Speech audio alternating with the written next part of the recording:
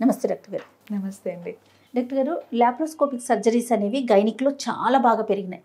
అవును, చాలా easy method, yes. పేషెంట్కి easy, at the same time doctors కూడా చాలా ప్రాసెస్ ఈజీ అయిపోవటం, పెయిన్లెస్గా ఉండటం, ఇలాంటివన్నీ కూడా. అసలు ఏ విషయాల్లో ఎక్కువగా లాప్రోని వాడుతున్నారు? లాప్రోస్కోపీ ఇప్పుడు అన్నిట్లో వాడుతున్నామండి. ఇప్పుడు హిస్టెక్టమీ, లాప్రోస్కోపిక్ హిస్టెక్టమీస్ లాప్రోస్కోపీలోనే చేస్తున్నాము. సంతానలేమి ఉన్న వాళ్ళకి లోపల ఏంటి ఇబ్బంది ఉంది అలాంటివి చూడడానికి లాప్రోస్కోపీనే వాడుతున్నాము. అండాశయాల్లో కంతులున్నా లాప్రోస్కోపీలోనే తీస్తున్నాము. లేదు గర్భాశయంలో చిన్న చిన్న గడ్డలున్నా కూడా అవి కూడా లాప్రోస్కోపీలోనే తీస్తున్నాము. అసలు ఓపెన్ చేయడం అనేది ఇప్పుడు ఈ మధ్య కాలంలో చాలా తగ్గిపోయింది. ఒకప్పుడు మనం అంటే మన అమ్మల దగ్గర కనుక మనం మాట్లాడుకుంటే వాళ్ళకి కంప్లీట్గా ఏదైనా చిన్న గడ్డలున్నా చిన్న కంతులున్నా కూడా కంప్లీట్గా గర్భాశయమే తీసేసేవాళ్ళు. ఆ సర్జరీ జరిగిపోయేది. కానీ వాటిలో అవేర్నెస్ వచ్చిందేమో అనిపిస్తా ఉంది నాకు. అవునండి, డెఫినెట్గా ఇంతకు ముందు కంటే కూడా ఇప్పుడు హిస్టెక్టమీస్ చాలా మంది అడగడము తగ్గిపోయింది. ఇంతకు ముందు ఎలా అంటే వచ్చిన మేడం ఓవర్ బ్లీడింగ్ అయిపోతుంది, నా వల్ల కాదు, గర్భసంచి తీసేయండి. పిల్లలు పుట్టగానే గర్భసంచి అనేది ఒక పనికిరాని ఆర్గాన్ లాగా అయిపోయింది, పని అయిపోయింది కదా తీసేయండి అని చెప్పి అడిగే వాళ్ళు ఉన్నారు. ఇప్పటికీ ఉన్నారు, కానీ కొంచెం తక్కువ. ఓకే, ఇలా అడిగే వాళ్ళు ఉన్నారు కనుక అప్పుడు అవి ఆపరేషన్లు అయిపోయేవి అలాగా. కానీ ఇప్పుడు కొంచెంగా మెడిసిన్లో ఎవాల్వ్మెంట్ అవుతుంది. జనాలు ఆలోచించే దాంట్లోనూ కొంచెం వాళ్ళు ఫార్వర్డ్గా ఆలోచిస్తున్నారు. చక్కగా అంటే ఈ డాక్టర్ ఏదైనా చెప్తే ఓహో ఓకే అని చెప్పి కరెక్ట్గా అర్థం చేసుకొని దాన్ని బట్టి ట్రీట్మెంట్స్ ఇవ్వడం జరుగుతుంది. సర్జరీ కాకుండా మేము వేరే ఆప్షన్స్ ఉన్నాయి అని చెప్పి పేషెంట్కి ఎప్పుడైనా చెప్తే వాళ్ళు టైం తీసుకొని, సర్జరీ అనేది మాకు యాక్చువల్గా సర్జరీ చేయడం మాకే ఈజీ, మాకు ఒక 1 or 2 hours పని అయిపోతుంది. కానీ దాన్ని చేసిన తర్వాత పేషెంట్కి గర్భసంచి తీసేసిన తర్వాత ఒక సర్జరీ, అది మేజర్ సర్జరీ, అది హిస్టెక్టమీ అనేది మేజర్ సర్జరీ. దాని తర్వాత రెస్ట్ తీసుకోవడము, తర్వాత మళ్ళీ మోకాళ్ళ నొప్పులు రావడము, కీళ్ళ నొప్పులు రావడము, ఎముకలు గుల్లబారిపోవడము, ఇవన్నీ చాలా సైడ్ ఎఫెక్ట్స్ ఉంటాయి. అందుకని మెల్లగా మందులతో చూస్తున్నాము. లేదు మందులు కావట్లేదంటే మెరీనా అని చెప్పి ఒకటి మన లూప్ లాంటిది ఉంటుంది, పిల్లలు పుట్టకుండా వేయించుకునే లూప్ లాంటిది అనమాట. దాంట్లోంచి మెడిసిన్ రిలీజ్ అవుతూ ఉంటుంది. అలాంటిది పెట్టి ట్రై చేయటము ఒక 2-3 నెలలు అలా ట్రై చేసి ఇంకా లేదు అసలు అవ్వట్లేదు అనుకున్నప్పుడు చివరి ఆప్షన్గా సర్జరీని పెట్టుకోవడం జరుగుతుంది ఈ మధ్య. సో అందుకని హిస్టెక్టమీస్ అనేవి తగ్గిపోయినాయి. ఒకవేళ చేసినా కూడా లాప్రోస్కోపీలోనే చాలా మటుకు చేయడానికి ట్రై చేస్తున్నారు, లాప్రోస్కోపీలోనే అవుతున్నాయి. ఓకే, దీనికి లాప్రోస్కోపీకి నార్మల్గా చేసే వాటికి డిఫరెన్స్ ఏంటండి? అంటే మాకు తెలిసినంత వరకు ఈజీ ప్రాసెస్, పెయిన్లెస్ ఇంతవరకే అనుకుంటాం. యాజ్ ఎ డాక్టర్గా మీరు ఏం చెప్తారు? లాప్రోస్కోపీ అనేది ఇప్పుడు చిన్న చిన్న రంధ్రాలు, కరెక్ట్గా 3 లేదా 4 రంధ్రాలు పెడతాం. 5 mm 5 mm 5 mm అంటే చిన్న చిన్నవి. ఓపెన్లో పోల్చుకుంటే కనీసం ఒక 10 centimeters కట్ చేయాలి. అన్ని లేయర్స్, మన సిజేరియన్ అయినప్పుడు ఎలా అన్ని లేయర్స్ అన్ని పొట్టంతా కోసి అప్పుడు గర్భసంచిని తీయాలి. ఇదేంటంటే 5 mm 5 mm 5 mm రంధ్రాలు పెట్టి దాంట్లోంచి మేము ఇన్స్ట్రుమెంట్స్ పెట్టేసి గర్భసంచిని తీసేసి మన మానంలోంచి కట్ చేసేసి పైన దాని అటాచ్మెంట్స్ అన్ని కట్ చేసి మానంలోంచి గర్భసంచిని తీసేస్తాం. దీనివల్ల ఏంటంటే బ్లడ్ లాస్ తగ్గుతుంది. తర్వాత ఆపరేషన్ అయిపోయిన తర్వాత మనకి స్టిచ్ ఏం ఉండదు, చిన్న గమ్ లాంటిది పెట్టేస్తాం, లేదంటే దాని అంతటా అది హీల్ అయిపోతుంది. సో ఎంత పొడుగ్గా కోస్తామో అన్ని ఎక్కువ కాంప్లికేషన్స్, అంత ఎక్కువ టైం హీల్ అవ్వడానికి కావాల్సి ఉంటుంది. సో డెఫినెట్గా లాప్రోస్కోపీ తర్వాత కరెక్ట్గా 4 hours తర్వాత పేషెంట్ నడిచేస్తుంది. 4 hours తర్వాత యూరిన్ బ్యాగ్ ఏదైతే పెడతామో అది బయటకు వచ్చేస్తుంది. 4 hours తర్వాత పేషెంట్ నడుస్తుంది. పేషెంట్ ఎలా వచ్చారో అలా ఇంటికి వెళ్ళిపోతారు లాప్రోస్కోపీ అయితే.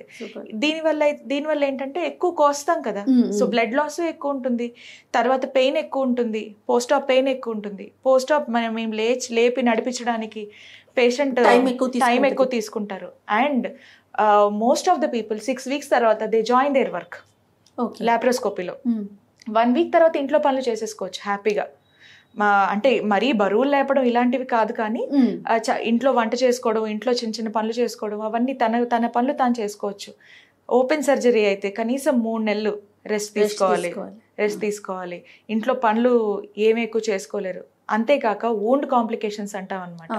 అంటే కుట్లు సరిగ్గా అతుక్కోపోవడం, కుట్లు విడిపోవడం, వాటికి మళ్ళీ ఇన్ఫెక్షన్లు రావడం, ఈ కాంప్లికేషన్స్ అన్ని అసలు లాప్రోస్కోపీలో రూల్డ్ అవుట్. అవే ఉండవు. అవి అసలు ఒక నెల తర్వాత పేషెంట్ చూసుకుంటే నాకు ఎక్కడ సర్జరీ అయింది చూపించమంటే తనే వెతుక్కుంటది ఎక్కడ ఘాట్లు పడ్డాయి అని చెప్పి. అసలు ఏమీ కనిపించవు. తను హ్యాపీగా ఇంటికి వెళ్ళిన తర్వాత స్నానం చేసేసుకొని తన పనులు తాను చేసేసుకోవచ్చు హ్యాపీగా. ఇదివరకు రోజుల్లో మీరు ఇంతకుముందు మనం అనుకున్నట్లుగా గర్భాశయానికి ఏ చిన్న సమస్య వచ్చినా దాన్ని రిమూవ్ చేయటమే ఫైనల్ అనుకునేవాళ్ళు. అవును కదండి. కానీ దాన్ని రిమూవ్ చేసుకోవటం వల్ల వచ్చే ఇబ్బందులు ఏ విధంగా ఉంటాయండి? అవి మనకు తెలియదు కాబట్టి బహుశా అట్లా వెళ్ళేవారేమో. ఇప్పుడు అవేర్నెస్ వచ్చిందా డాక్టర్ గారు? ఇప్పుడు చాలా వరకు అవేర్నెస్ వచ్చింది. ఇంతకు ముందంత కాదు. ఇప్పుడు మేము చెప్తున్నా కూడా పేషెంట్స్కి ఎప్పుడైనా మేమే గర్భసంచి తీయించుకోవాలి అని చెప్పినా కూడా అవునా మేడం ఇంకేమన్నా దారి ఉంటే చూడండి, మందులతో ట్రై చేస్తాను, పర్వాలేదు, ఒక 6 నెలలు ట్రై చేస్తాను, ఒక 2 నెలలు ట్రై చేస్తాను, చూడండి, ట్రై చేయండి అని చెప్పి అడుగుతున్నారు. సో గర్భాశయం తీసేయడం వల్ల ఏమవుతుందంటే గర్భాశయంతో పాటు ట్యూబ్స్ తీసేయాలి. ఇంతకుముందు ఏం చేసేవారంటే అండాశయాలు కూడా తీసేవారు. అంటే పేషెంట్లే అడిగేవారు అనమాట. అంటే ఒకవేళ అండాశయాలు తీయకపోతే దాంట్లో సిస్ట్లు వస్తే మళ్ళీ ఇంకోసారి ఆపరేషన్ చేయాలి, అది ఇంకోసారి సర్జరీ ఎందుకు మేడం, ఎలాగో ఇది తీసేస్తున్నారు కదా ఒకేసారి అది కూడా తీసేయండి, అలా ఉండేది. దాన్ని తీసేయడం వల్ల ఏమవుతుందంటే మన బాడీలో ఈస్ట్రోజన్, ప్రొజెస్ట్రాన్ అనేవి చాలా ఉపయోగకరమైన హార్మోన్స్. ఆ హార్మోన్స్ కేవలం ఒక ఆడపిల్ల మెన్స్ట్రుయేషన్కి మాత్రమే కాకుండా మన బాడీలో కొలాజన్ అంటాం. కొలాజన్కి మన బోన్ మినరలైజేషన్ అంటే ఎముకల్లో కాల్షియం వచ్చి చేరడానికి, అంతేకాక మన ఇన్నర్ హెల్త్ కూడా ఈస్ట్రోజన్, ప్రొజెస్ట్రాన్ చాలా ఇంపార్టెంట్. ఆ రెండు కట్ అయిపోవడం వల్ల 40 ఏళ్లలోనే 60 ఏళ్ల ముసలావిడిలాగా ఫీలింగ్ వచ్చేస్తుంది, వీక్నెస్ వస్తుంది, హార్ట్ స్ట్రోక్స్కి ఎక్కువ అవకాశం ఉంటుంది. అంతేగాక ఎముకలు గుల్లబారిపోతాయి, తొందరగా విరిగిపోతాయి, చిన్న ఊరికే పడిపోయినా కూడా ఎముకలు విరిగిపోతూ ఉంటాయి. ఇవన్నీ సైడ్ ఎఫెక్ట్స్ తీసేసుకుంటే. సో అవన్నీ రాకుండా ఇవన్నీ సైడ్ ఎఫెక్ట్స్ అని చెప్పి ఇలా మేము చెప్తూ ఉండడం వల్ల ఏమో చాలా మంది పేషెంట్స్ కి అవేర్నెస్ వచ్చింది. దానితో ల్యాబ్ తో చేయడం వల్ల, లాప్రోస్కోపీతో మనం సర్జరీ చేయడం వల్ల ఇంకా ఏదైతే ప్రాబ్లం ఉందో దాన్ని రెక్టిఫై చేసి అంతవరకు రిమూవ్ చేస్తున్నారు. ఇప్పుడు ఇంతకు ముందు ఏంటంటే 30 ఏళ్లలో కూడా పెద్ద గడ్డ వచ్చిందంటే మొత్తం తీసేయడం తప్పితే ఇంకో దారి లేదు అనిపించేది. కానీ ఇప్పుడు లాప్రోస్కోపీ వల్ల ఏమవుతుందంటే ఓపెన్ చేసి గర్భసంచిలో ఎంత గడ్డ ఉంటే పెద్ద గడ్డ, ఆ గడ్డ మటుకు తీసేసి మళ్ళీ నీట్గా స్టిచెస్ వేసేసి బయటకు వచ్చేస్తాం. సో మయోమెక్టమీ అంటాం, ఫైబ్రాయిడ్స్ లో చేస్తాం మయోమెక్టమీ అంటాం.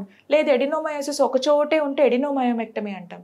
ఎడినోమయోసిస్ కూడా లాప్రోస్కోపీలో ఎంత మటుకు ఉందో, ఫోకల్ ఎడినోమయోసిస్ అంతవరకు తీసేసి బయటికి వచ్చాడు. సో పేషెంట్ ఇష్టము కాదు, డాక్టర్స్ ది కాదు, ఫైనల్ గా కండిషన్ బట్టి ముందుకు వెళ్ళాలి, అంతేనండి? కండిషన్ బట్టి ముందుకు వెళ్ళాలి. కాకపోతే ఇప్పుడు ఇంతకు ముందు కండిషన్ బట్టి అని కాకుండా ఏ ఏజ్ లోనైనా గడ్డు ఉంటే తీసేయడం అనే ఉండేది. కాకపోతే ఇప్పుడు అలా ఎక్కువ అలా జరగకుండా ఇప్పుడు గవర్నమెంట్ కూడా కొన్ని రూల్స్ పాస్ చేయడం జరిగింది.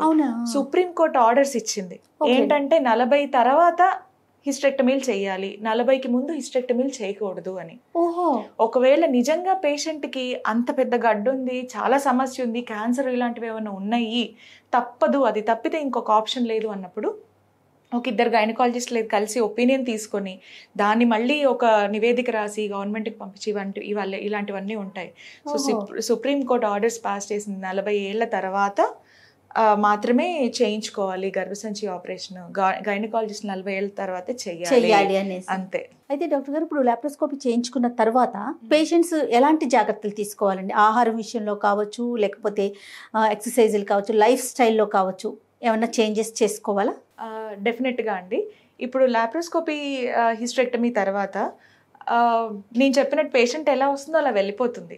కాకపోతే ఇంటికి వెళ్ళిన తర్వాత కూడా ఖచ్చితంగా డైట్లో కొన్ని మోడిఫికేషన్స్ చేసుకోవాల్సి ఉంటుంది. ఏంటంటే మేము పైన చేసే ఆపరేషన్ చిన్న చిన్న హోల్స్ ద్వారానే అయినా లోపల జరిగే ఆపరేషన్ సేమ్, అది హీల్ అవ్వాలి, లోపల నుంచి బాడీ హీల్ అవ్వాలి. సో దానికి ప్రోటీన్ ఇంటేక్ అనేది చాలా అవసరం. సో డెఫినెట్గా పొద్దున రాత్రి కనీసం ఒక boiled egg or we suggest 2 boiled eggs ఖచ్చితంగా. ఎగ్గులు తినమంటే దాన్ని ఆమ్లెట్ వేసేసి హాఫ్ బాయిల్ చేసేసి కాదు. సో ప్రాపర్గా 2 బాయిల్డ్ ఎగ్స్ తీసుకోవాలి. ప్రోటీన్ రిచ్ డైట్ ఎక్కువ తీసుకోవాలి. ఒక 6 వీక్స్ వరకు మెల్లగా ఇంట్లో పనులు అలాగే చేసినా కూడా 6 weeks తర్వాత మెల్లగా we definitely ask patient to go join a gym. Bones హెల్దీగా ఉండాలి, ఎందుకంటే మేము హిస్టెక్టమీ చేసేసాం. సో ఒకవేళ అండాశయాలు కూడా తీసేసి ఉంటే ఖచ్చితంగా వాళ్ళకి calcium supplementation, vitamin D supplementation అవసరం ఉండాలి. కనీసం 6 months వరకు వాళ్ళు డెఫినెట్గా తీసుకోవాలి. జిమ్ జాయిన్ అవ్వాలి అండ్ పెల్విక్ ఫ్లోర్ ఎక్సర్సైజెస్ కూడా చేయాలి. ఎందుకంటే మీరు అడగొచ్చు, గర్భసంచి తీసేశారు కదా మరి ఇంకెందుకు పెల్విక్ ఫ్లోర్ అని. గర్భసంచి తీసేసిన తర్వాత కూడా మానం మొదట్లో మేము కుట్లేస్తాం. గర్భసంచి ఎక్కడైతే మానంలోకి ఎంటర్ అవుతుందో అది ప్రొలాప్స్ అవుతుంది, వాల్ట్ ప్రొలాప్స్ అంటారు దాన్ని. ఓకే. సో గర్భసంచి తీసేసిన తర్వాత వెజైనల్ డ్రైనెస్, అంటే మన హార్మోన్స్ ఉండవు. సో వెజైనల్ డ్రైనెస్ వస్తుంది, అంటే వీఆర్ ఇండ్యూసింగ్ మెనోపాస్ పేషెంట్కి. సో వెజైనల్ డ్రైనెస్, మళ్ళీ యూరినరీ ఇబ్బందులు ఇలాంటివి వీళ్ళలో ఎక్కువగా వస్తాయి. అలాంటి వాళ్ళల్లో సిస్టోసీల్ అంటే బ్లాడర్, మన మూత్రం సంచి ఏదైతే ఉంటుందో దాన్ని అది వెజైనాలోకి ప్రొలాప్స్ అవుతుంది అన్న సిస్టోసీల్ అంటాము. సిస్టోసీలు, రెక్టోసీలు, వాల్ట్ ప్రొలాప్స్ ఇవి జరుగుతాయి. చాలా మందికి ఇది అంటే తీసేస్తారు కదా మేడం ఇంకేముంటుంది అని. లేదు, తీసేసిన తర్వాత ఇంకెక్కువ జాగ్రత్తలు తీసుకోవాలి. యాక్చువల్లీ మన ప్రొటెక్టివ్ బ్యారియర్ ఏదైతే ఉందో అది మనం తీసేసాం. అవును. సో అది పెల్విక్ ఫ్లోర్ ఎక్సర్సైజెస్ కంపల్సరీ చేసుకోవాలి. 3 నెలల వరకు మెల్లగా లైట్ జిమ్ చేసి 3 నెలల తర్వాత డెఫినెట్గా కనీసం ఒక 40 minutes regular exercise with proper diet. Carbs 40%, protein ఖచ్చితంగా 40 to 50%, ఫ్యాట్స్ 20% అంతే. ఓకే. ఇలా ప్లాన్ చేసుకొని డైట్, హెల్దీ లైఫ్ స్టైల్ అలవాటు చేసుకుంటే డెఫినెట్గా పోస్ట్ హిస్టెక్టమీ కూడా they can have a happy and active life style. Super అండి. అంటే మనకు వస్తున్న కొత్త టెక్నాలజీని మీలాంటి డాక్టర్స్ అందరూ తీసుకొచ్చి మన పేషెంట్స్కి, ముఖ్యంగా మన తెలుగు వాళ్ళకి అందరికీ ఉపయోగపడేలాగా చేస్తున్నారు. చాలా సంతోషం అండి. నమస్తే. Thank you.